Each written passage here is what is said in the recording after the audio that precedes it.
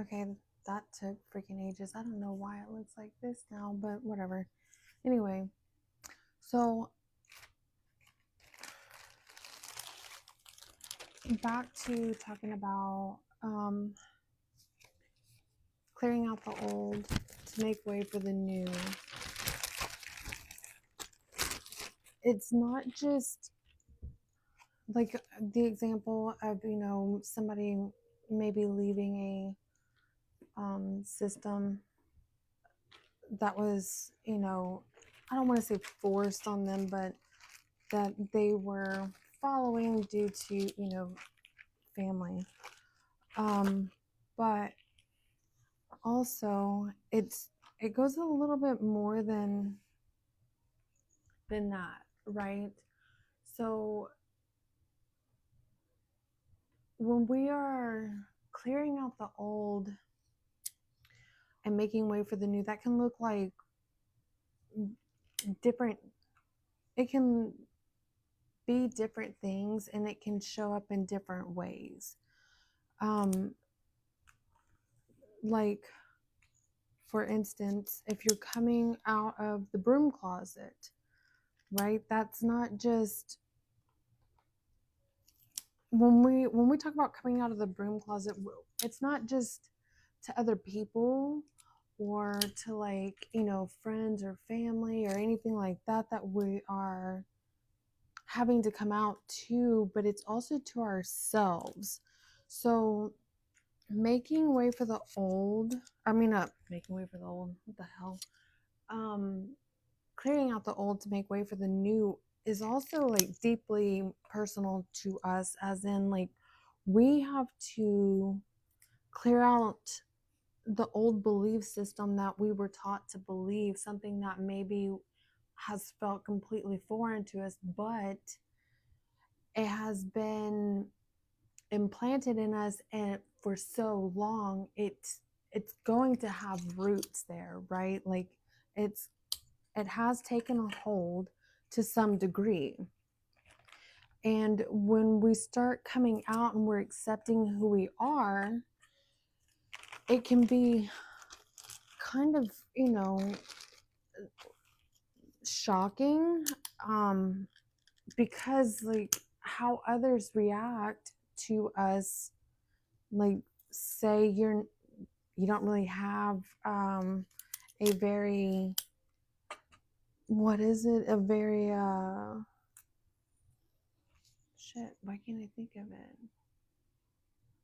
not accommodating, but a very, like, open and, like, accepting circle around you.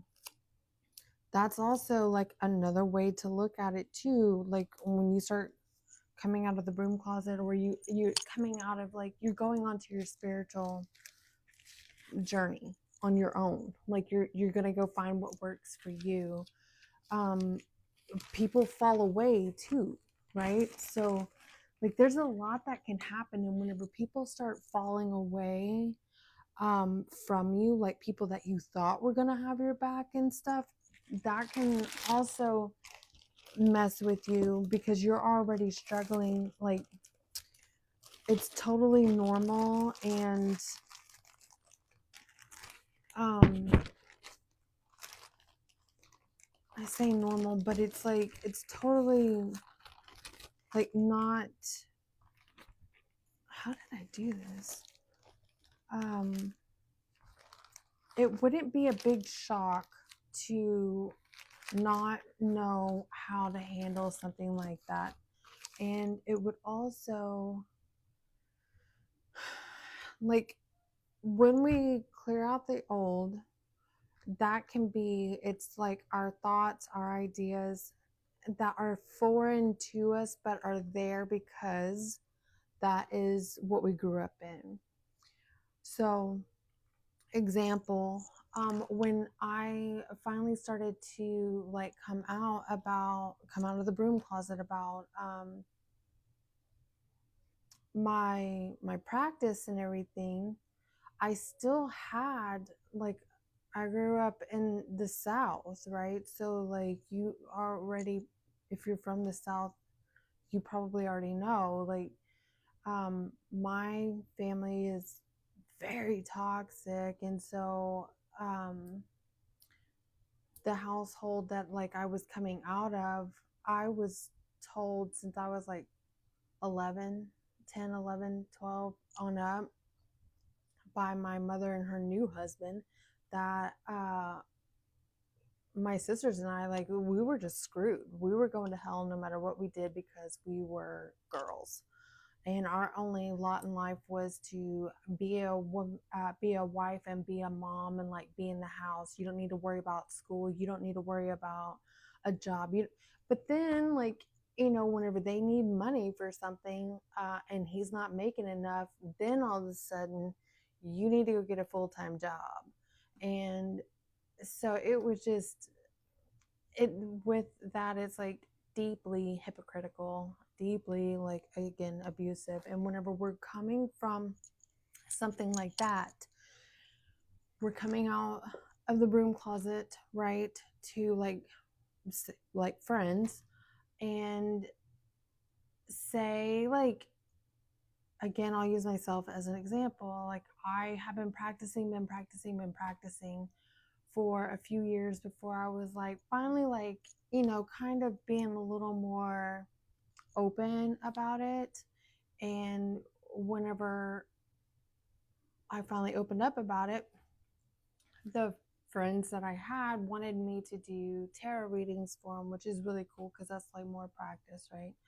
And then it was like, well, do you do spells and stuff? And I was like, well, yeah. Um, and then, like, you know, once I came out of the and started like doing readings, especially, that's when like the pieces of like my journey started to like kind of click into place.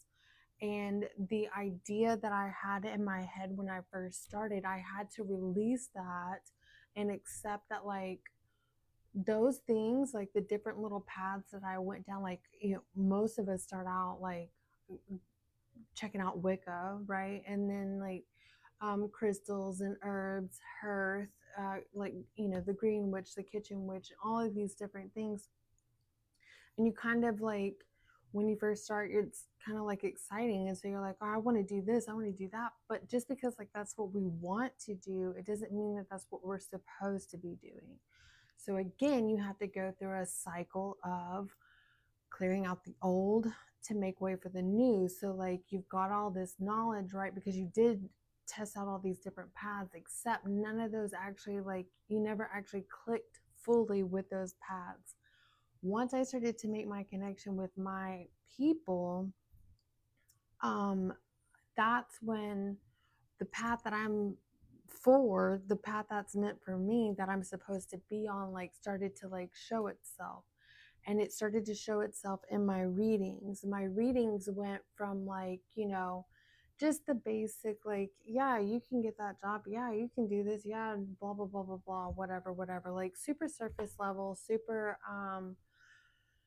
not very deep, superficial readings, to mine shifted like deeper. And it with the readings that people were wanting me to do, that wasn't what the cards were saying.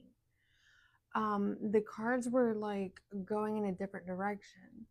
And i'm gonna make I'm gonna make a part 3. So the cards are going in a different direction, okay? So just bear with me.